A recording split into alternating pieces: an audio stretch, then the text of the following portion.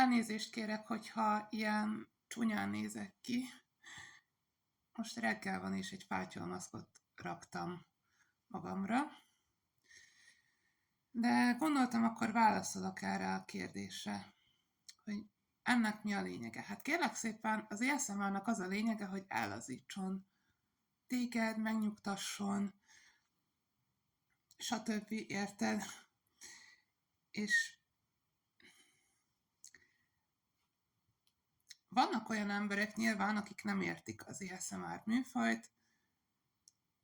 Nyilván nincs azzal semmi baj, hogyha valaki nem szereti az ASMR-t, vagy hogyha nem érez semmilyen vizsergető érzés, nem tud ellazulni, van, akit inkább csak felidegesít. Ez tök rendben van. De ha nem tetszik, akkor ne nézd meg, én ezt tudom neked javasolni. Tehát ennyi. Az a lényeg, hogy ellazítson. Szóval ennyit akartam mondani.